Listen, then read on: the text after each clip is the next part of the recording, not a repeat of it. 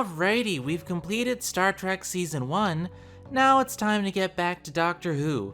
The last serial wasn't the best, to be fair, but everyone seems to really love the Daleks. I wonder why.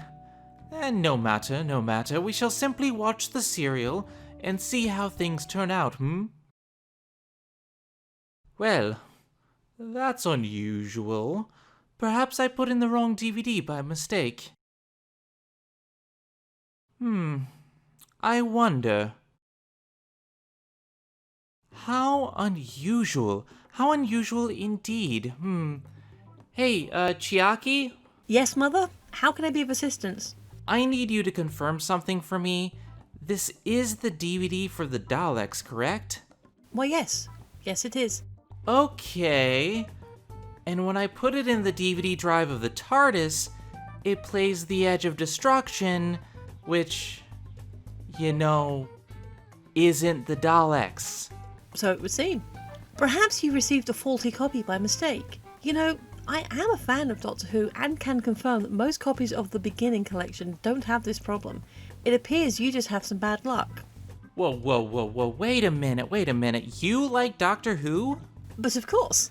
Ever since our transformation, I've found it incredibly boring just laying around the apartment all day. I have a lot more energy than I used to, so I decided to do something with it. I've read some books about cooking sushi, watched the entirety of Star Trek The Next Generation on the TARDIS archives, and discovered this wonderful website called Amazon. I used your credit card to buy my own copy of Doctor Who The Beginning, and it contains the serials in the correct order. You used my credit card? Chiaki, I have to pay for that now. Then again, my copy is borked, so I guess we would have had to buy it again anyway. Still, don't use my credit card without my permission. Please tell me you didn't buy anything else. Nothing too much. Just several pounds of yellowtail so I can make some sushi. Sorry, but you won't be buying any more sushi for the next week. Or at least not until I pay for all of this. Oh, and also, I'm keeping this for my collection. Since you used my credit card, it's mine now. You can keep the borked version. If you want to buy something online next time, just ask. Our food budget's increased enough already, thanks to Kana's accelerated appetite. She munch and crunch. Yeah, fine. I understand. But I'm still cooking this yellowtail. You need more protein in your diet. Alright, but you better save some for Kana too. She does love her salmon.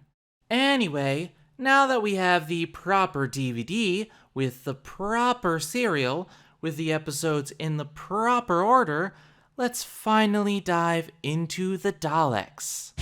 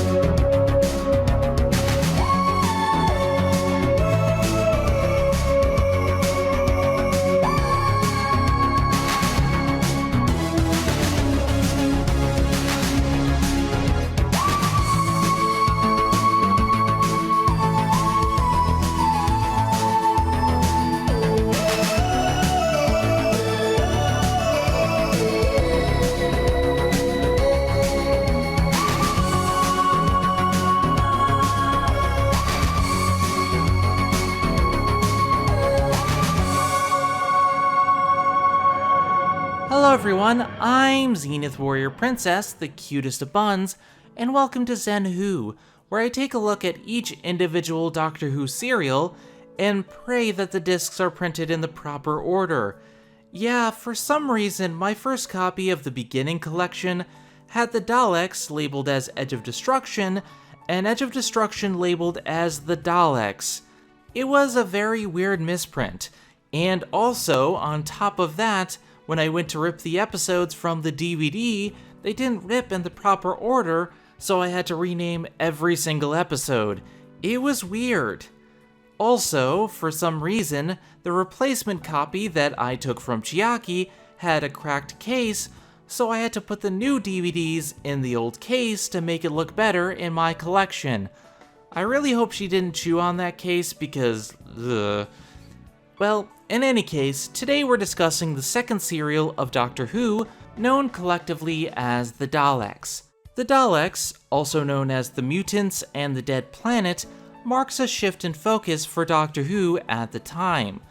Originally created as an educational program for children, show creator Sidney Newman had a vision for the show. From the very beginning, Newman stated that he specifically wanted to avoid serials with bug-eyed monsters, quote-unquote, which explains why they went with cavemen for the first serial. Newman wanted historical fiction rather than science fantasy in order to educate children at the time. With this in mind, Newman was livid when presented with the idea of the Daleks. Producer Verity Lambert contested this by saying, "But honest, Sidney, they are not bug-eyed monsters. They were once living creatures with brains, and their brains have become so large, their bodies have atrophied, and they needed the metal casing to support their brain." Despite the initial pushback from Newman, writer Terry Nation and script editor David Whitaker continued work on the serial and presented it to Donald Wilson, who was head of serials at the time. Wilson hated the script, saying it was absolutely terrible, and asked if they had any other scripts they could use instead. With no other scripts prepared at the time, Newman and Wilson were forced to go ahead with the Daleks, which turned out to be one of the most successful and well-known serials of Doctor Who. Interestingly enough, after the success of the serial, Wilson told Lambert, "I clearly know very little about this, and you and David seem to know what you're doing, so I will leave you alone." Newman also stated jokingly in the behind-the-scenes features that, "There again is the wisdom of being a great head of drama group. I didn't want to do the Foresight Saga, and it turned out to be World Winner. I didn't want any bug-eyed monsters, and the Daleks is what made Doctor Who."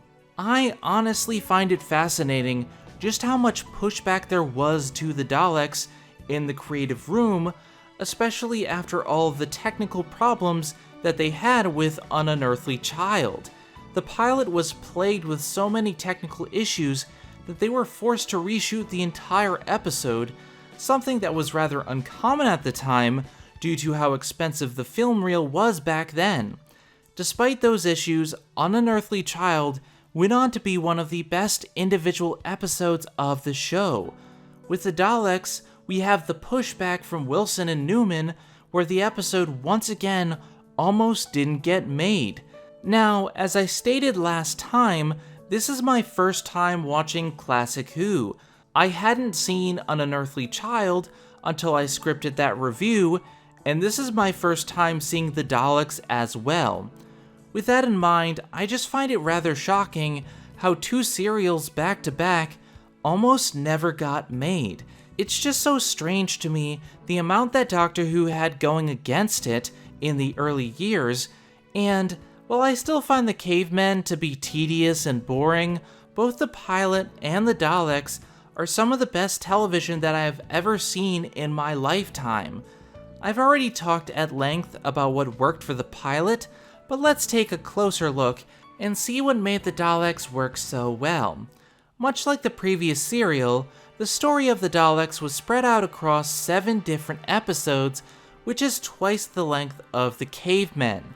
In this case, though, the length was justified because there is a lot of backstory and intrigue that carries through the majority of the serial. The Daleks is set immediately after the cavemen, with the Doctor and his companions fleeing from the cavemen and taking a trip in the TARDIS to an unknown time and place. Because they didn't have time to gather any materials in the previous location to determine the precise year they were in, their escape trip landed them in yet another unknown location.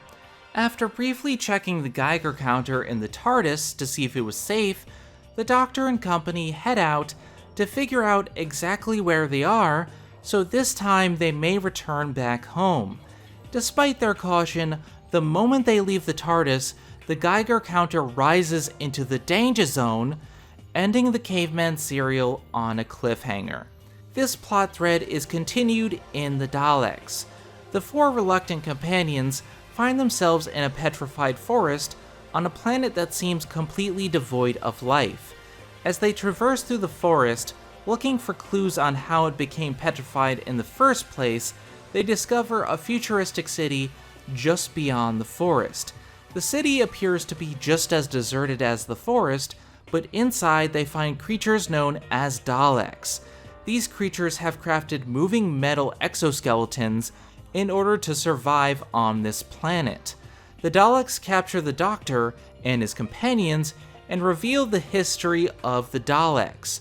On this planet, which is known as Skaro, there were once two thriving races, the Thals, a warrior race, and the Dals, a race of philosophers and scholars. The Thals eventually went to war with the Dals, eventually escalating to nuclear war.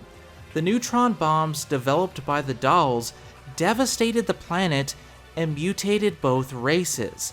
The Dals moved underground to escape the radiation, but were mutated beyond recognition, using their machines to survive and branding themselves Daleks. Meanwhile, the Thals mutated until their mutation cycle came full circle, and they were fully human again. They were no longer warriors, but simple peaceful farmers, doing their best to survive the dead world created by the Daleks. The true strength of this serial revolves primarily around the relationship between the Thals and the Daleks and how that has evolved over time.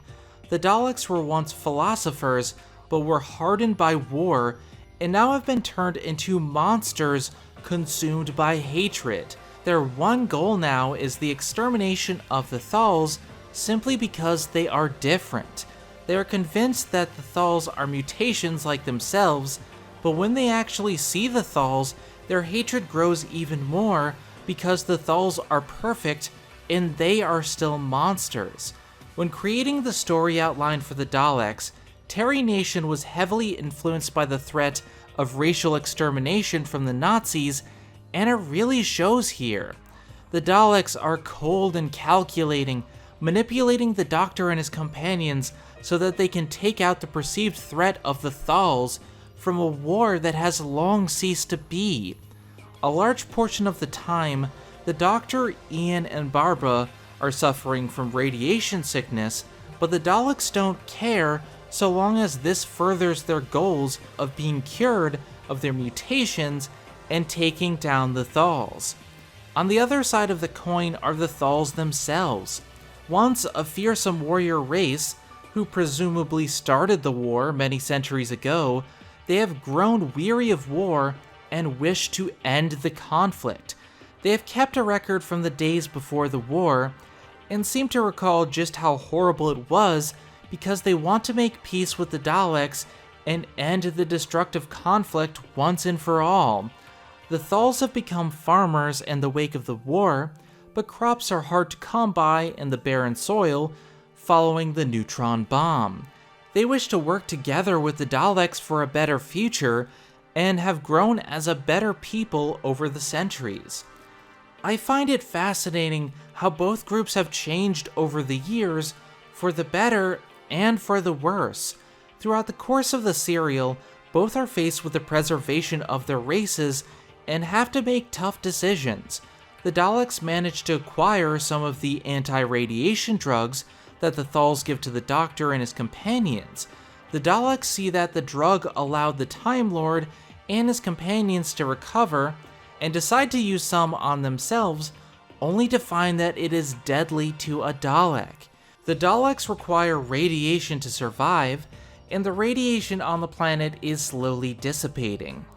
They make the decision to flood the planet with radiation once more in order to preserve their race. Meanwhile, the Thals know that their food supply is dwindling, and the drought has prevented them from growing adequate crops in the past few years. They plead to the Daleks for help, only to be ambushed by the Daleks, who are hell-bent on the extermination of the Thals. The Thals are convinced that fighting will only lead to another war, but Yin convinces them that this isn't a fight for hatred, but for survival, and the Thals will not survive unless they defeat the Daleks. This to me is what separates this serial from the Cavemen. While the Daleks are clearly evil, making the worst choices simply for hate's sake, there is clearly a huge gray area surrounding everything. The questions raised are interesting ones, such as whether wars should be fought, even if just for survival, or whether the Thals should have died out long ago to end the fighting. There is a very strong anti-war message, but it never comes across as preachy, and the visual of the dead planet, devastated by nuclear bombs, is a powerful one. It shows how good people can become entrapped by hatred, and evil can become good over the course of time. It is a highly intelligent serial, and the more I watched, the more I fell in love with it. It is every bit the educational program that Newman wanted it to be, but I think both children and adults can watch this and find it enjoyable.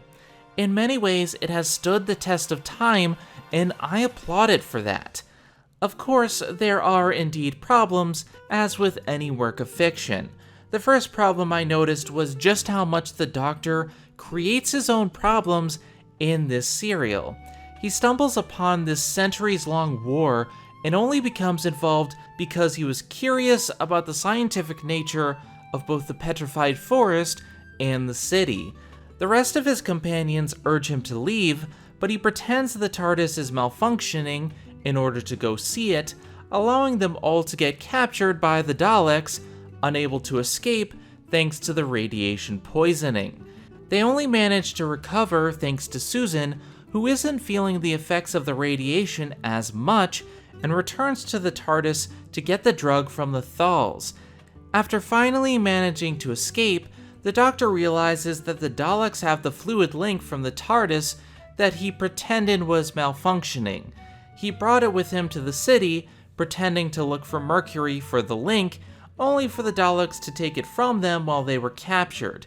The Doctor is captured yet again later on in the serial because he spends so much time explaining to Susan how brilliant he is for taking out the Dalek surveillance equipment that he doesn't see the Daleks closing in from behind.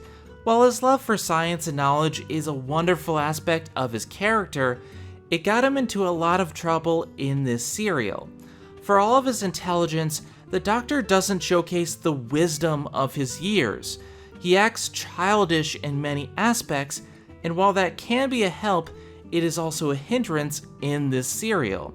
I'll get back to this in a bit when I discuss the characters of the serial, but for now, there is a problematic element to this character trait. Another issue I noticed early on was the effect work for the serial. Now, on the whole, the Daleks visually looks wonderful. The sets for the city and the forest are very convincing, even today, and the way everything is filmed only adds to the immersion. The first episode alone is wonderfully shot, with the Dutch angle shots of the city adding to the claustrophobic alien nature of everything. The machinery in the city and the Daleks themselves are also extremely well crafted. However, there are a few things that have not aged well at all. First of all, they keep cutting to an overview of the Dalek city that is clearly only a model, taking me out of several scenes. There are several shots in episode 2 where Susan is clearly running in place with a moving background, which looks completely silly and takes the tension away from an otherwise important scene. Also, the matte painting backgrounds are far more obvious in the serial than before, which isn't horrible, but it does betray the theatrical nature of this production. However, despite these technical issues, I thought it overall felt very immersive and has held up rather well over the years, with the exception of the clothes they gave to the Thals. Just no, that's a fashion emergency. That's a disaster right there. The final issue I found was a large amount of padding in episode 6, The Ordeal. The episode takes place entirely in a series of tunnels where the Thals, Ian, and Barbara travel down in order to take the Daleks by surprise. The problem is that it drags on forever, and we have to deal with the worst person ever, Antidus. While I respect that the Thals are pacifists, Antidus is a coward, plain and simple. He complains the entire episode that they're all going to die, and they keep returning to this point. He's forced to go through the swamp. He complains. He's forced to continue through the tunnels. He complains and nearly dies in a cave-in, saying he wants to go back. He has to jump a couple feet over a ravine. Everyone else makes it. He complains. He's afraid and somehow manages to botch the jump and almost kill Ian, cutting his rope at the last second. Antidus is simply the worst, and this episode just dragged horribly because of his presence. Honestly, you could probably skip this episode without losing too much, aside from some planning from the Doctor. These problems aside though, The Daleks is a wonderful serial that presents us with a powerful and intriguing story and advances the characters much further than I expected. Speaking of characters, let's take a closer look. First of all, we have the Daleks themselves, and God, they are such a joy to see in action. While I have seen them a few times in Modern Who, their introduction here was perfect. The ghost city where Barbara gets lost, only to end the episode with her screaming as something moved towards her. The slow pan reveal as the Doctor, Ian, and Susan see them for the first time. These are all incredibly well done and add to the mystique of these creatures. When we first see them, they look intimidating with these moving appendages, cold robotic voices, and blinking lights. Just their design alone is chilling, especially because they have no individuality. They are strictly robotic, but act with malice, and it really comes across in their design. They demonstrate immediately that they can kill or paralyze with just one shot of their weapons, and they don't seem to care if they do. They are mysterious, not revealing their plans or nature until well within the serial, and the way they manipulate every interaction is cunning and ruthless. They use every person they come in contact with to further their own agenda. They're highly intelligent, and they have no love or empathy to give. I simply love them as villains. From the moment they appeared on screen, I instantly fell in love. Part of it is their design, part of it is the lore and backstory, part of it is their intelligent planning. Still, there's something that drew me in from the very beginning, and I have to give kudos to the designers, actors, and prop makers for that. The Daleks are A+ villains, and I can't wait to see these demonic salt shakers again. They're just really fun to see in action. Next up, we have the Thals. While the Daleks behave more as a collective and don't have individual names or behavior, the Thals are the exact opposite.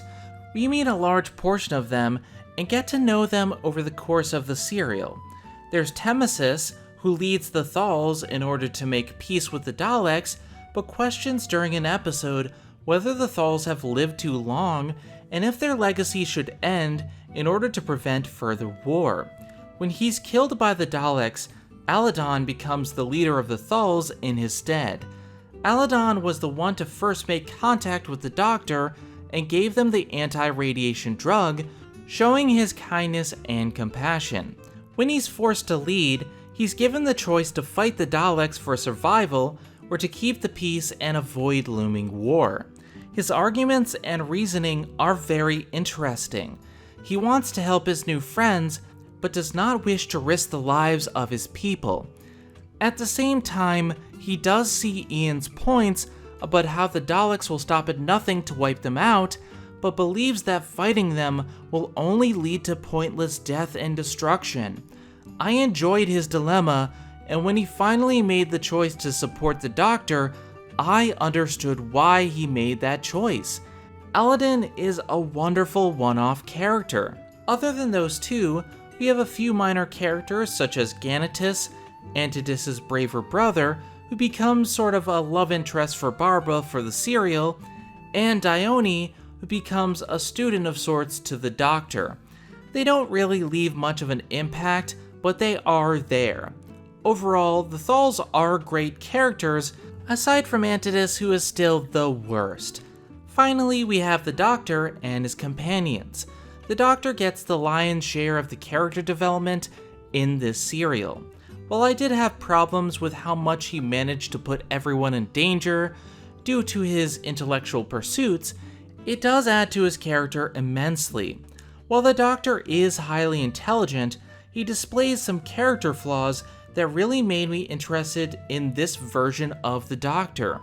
He's childish, jumping at every opportunity to further his research for no other reason than his selfish desires.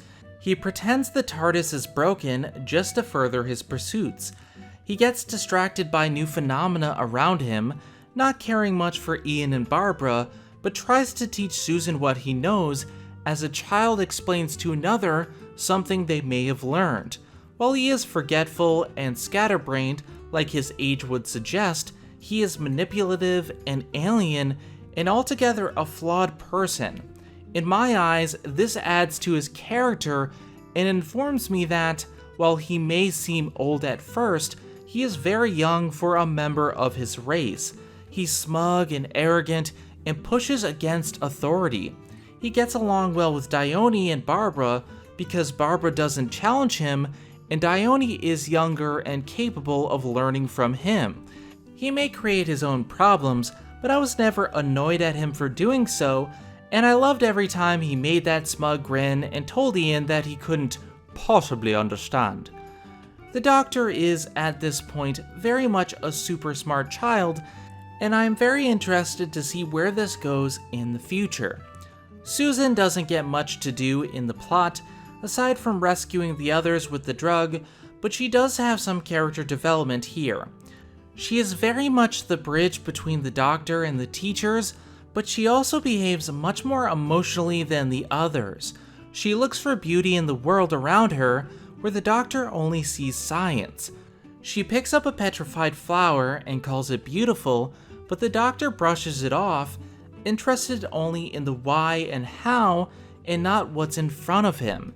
Ian acts as a sort of father figure to her, but even he is focused more on survival than beauty, giving Susan a bit more depth than before.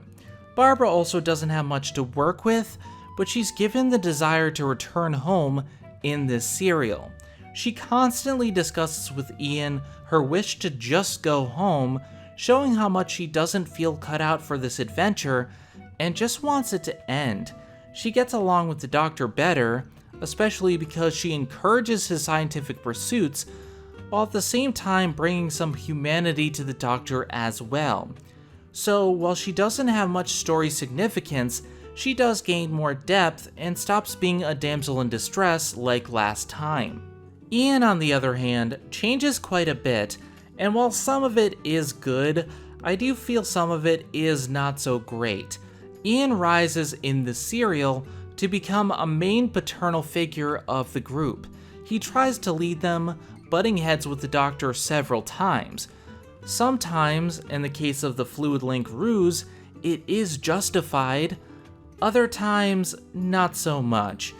I feel they wanted Ian to take charge of the group here, and it isn't always earned. He gets temporarily paralyzed by the Daleks, and feels he still has to be the one to get the drugs, when Susan is perfectly capable. He sacrifices himself twice, almost getting killed in the process, in order for them to escape. He butts heads with the Doctor when he believes the Thals have to help them, when in reality he just wants their help. Ian has points, certainly, and his nobility is there, but he tries way too hard to be the man in charge, especially when he doesn't always have the right answers or know as much as the Doctor. Then again, the Doctor got himself captured that one time, so it's a bit even on that front. It's not bad for his character per se, but I'm not a big fan of some of the development and the self-righteousness of the character. In terms of presentation, it is both a step up and a step down from the previous serial. The Daleks, the machinery, and a large portion of the sets are much better than before, but the seams are a lot more visible this time round. Still, the acting is far better with the minor characters than the cavemen, and I just thought it felt much more atmospheric than before. As for the music, there isn't anything new to comment on this time round. I'll let you know if anything changes, but for now, it's the same as before. Good, but not really memorable. Overall, I give the Daleks a kinda stamp of approval. There are issues, but none of them detract from the product as a whole. The backstory of the Daleks and the Thals is just so compelling, and the Daleks are just wonderful villains to see in action. There's interesting character development all round, and I had a lot of fun watching most of the episodes in the serial, with the exception of episode 6. Still, this serial is a classic, and I highly recommend checking it out. However, don't just take my word for it.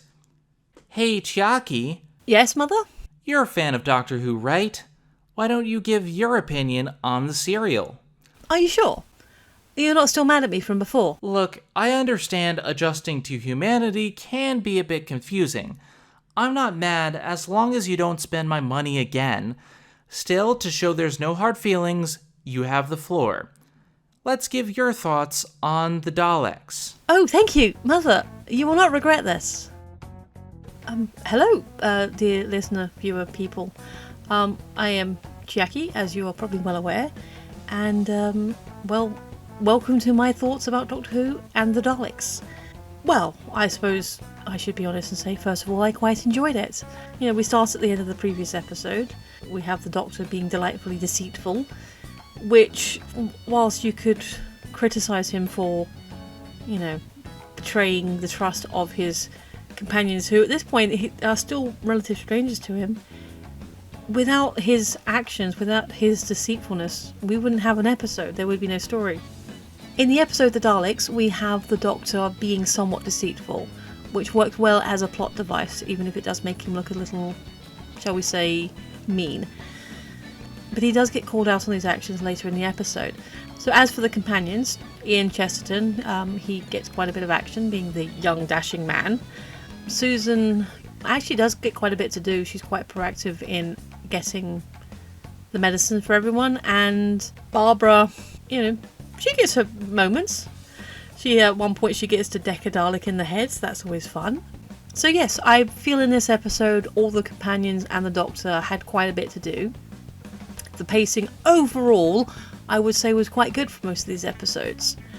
The only exception I would say is the episode The Ordeal, I found to be very aptly named.